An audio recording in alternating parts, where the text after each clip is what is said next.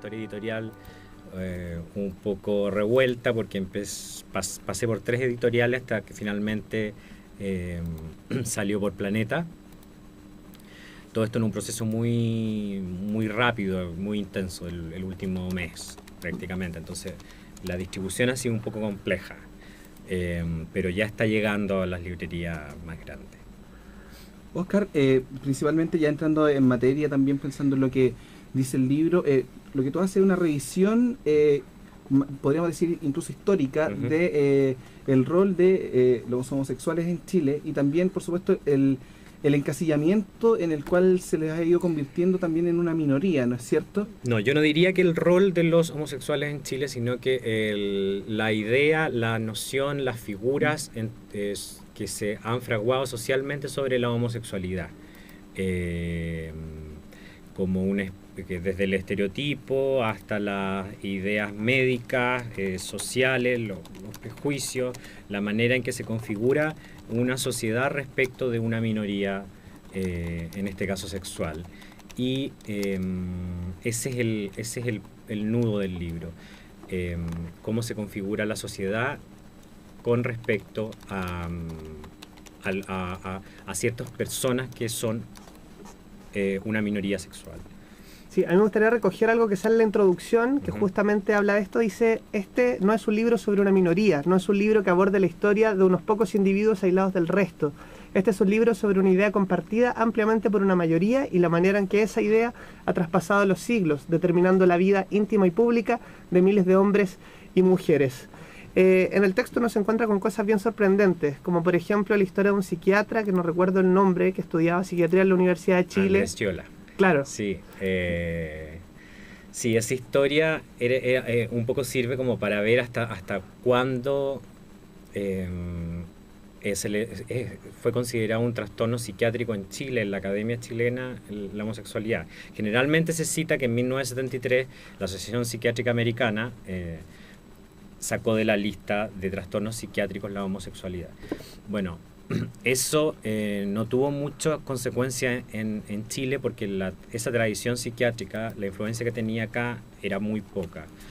Y el caso de Andrés Chiola, un psiquiatra un médico que se especializó en psiquiatría hacia fines de los 80, principios de los 90, es un buen ejemplo, porque él es gay y en ese minuto no se sabía, o sea, sabía su entorno familiar, pero naturalmente no tenía por qué comunicárselo a los académicos, pero intentaron expulsarlo. 2 veces hubo 2 reuniones para expulsarlo de la especialidad porque se consideraba que era un contrasentido que alguien enfermo, psiquiátricamente enfermo, estuviera estudiando psiquiatría. Es decir, hasta los 90 en Chile era considerada por los psiquiatras, mayoritariamente por los psiquiatras chilenos, un trastorno psiquiátrico. Por lo tanto no tenía mayor efecto este hito que frecuentemente se cita, que es 1973, que es el momento en que la Asociación Psiquiátrica Norteamericana saca de la lista de trastornos psiquiátricos la homosexualidad. Claro. Y eso pasa en la Universidad de Chile. Eso pasa en la Universidad de Chile. Que es era el lugar hasta hace muy poco donde existía la especialidad de psiquiatría en Chile. Y es bien interesante también este desconocimiento, y también cómo va cambiando, ¿no? Cuando se usa, por ejemplo, al final del libro uno se encuentra con un parlamentario que trata, me parece, de maricón, ¿no? A los maricones, a los homosexuales. Y que fue las declaraciones que hizo el diputado. Más que tan grave como eso, que fue este señor dijo un par de cosas, escribió en Facebook, fue la declaración que dio el Comité de Ética de la Cámara de Diputados.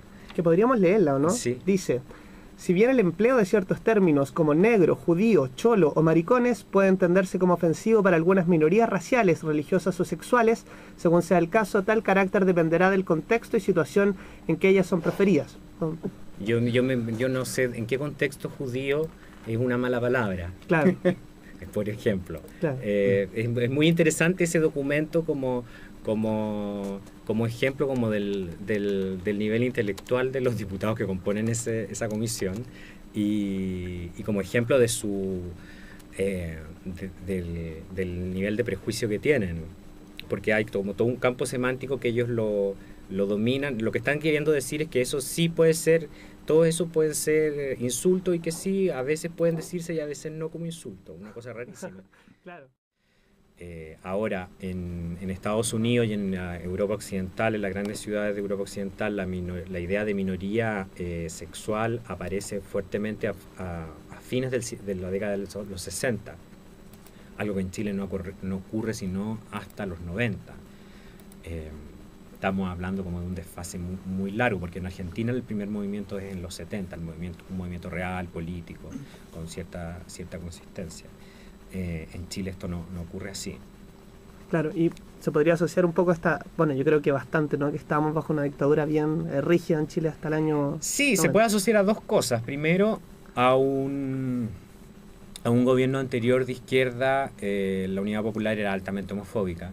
La izquierda chilena tiene una tradición altamente homofóbica, y yo creo que esa es una de las razones por la que la Concertación durante 20 años de democracia no tomó el tema como una bandera de lucha, una bandera propia. Hasta el día de hoy no se deciden. O sea, uno ve personajes que hablan de vez en cuando y hacen unas declaraciones de buena voluntad, pero que no tienen un rasgo de consistencia política importante. Siempre hay dudas, siempre hay alguien que matiza, siempre hay un mira, a lo mejor no estamos preparados.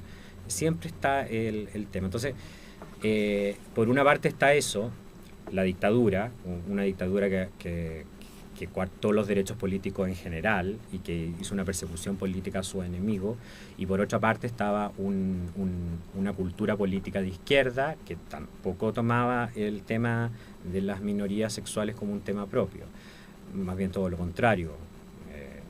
Y eso yo creo que es una de las grandes causas para que el asunto en Chile se haya demorado tanto. La Concertación básicamente lo que hizo fue derogar el artículo 365 del Código Penal el año 99. El año 99 desapareció de Chile la palabra del Código Penal chileno, la palabra sodomita, que es una palabra medieval, religiosa. Entonces,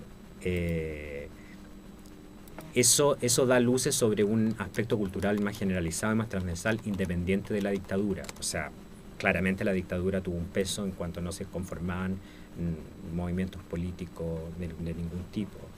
Uh-huh. Pero también estamos hablando, recordamos a nuestra audiencia, con Óscar Contardo, autor de Ciútico antes y ahora, presentando también su nuevo libro Raro, donde, como bien nos aclaró, no habla de una minoría sexual en este caso, sino que habla de las posturas que toma un país a lo largo, por supuesto, de su historia, con respecto a tal vez algo que se considere diferente, algo distinto. Y en ese sentido también, leyendo como artículos, por ejemplo, de prensa, tú también criticaste harto a precisamente los que andan de progres por la vía, que andan diciendo que precisamente como que para la foto se ponen con la gente de, por ejemplo, del móvil, por ejemplo, y resulta que después cuando hay que discutir estos temas... Yo recuerdo un gesto que dijo mucho de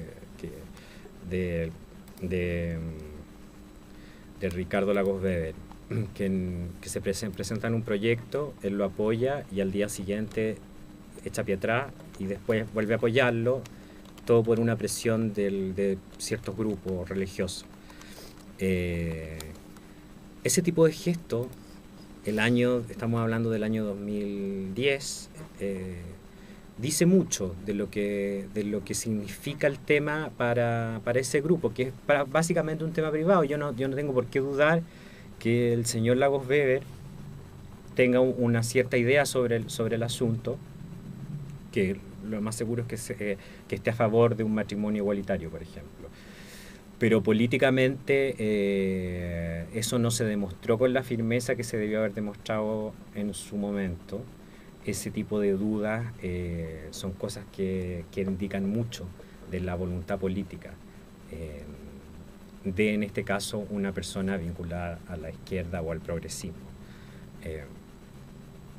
En Europa, que es el espejo donde estos políticos se miran, eso sería francamente impresentable. Te quería preguntar también por tu mayor objetivo o tu objetivo final al escribir, al dedicarle 2 años a la construcción de este libro que se llama Raro.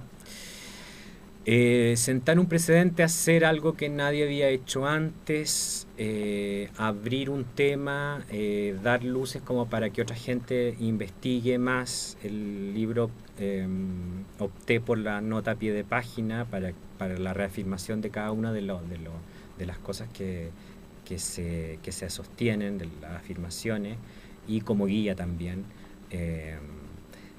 Y creo que en un momento donde se está discutiendo fuertemente el asunto, yo hace 2 años se lo dije a un editor, esto va a ser un tema que cada vez se va a discutir más frecuentemente. Y así sucedió. Él no me hizo caso.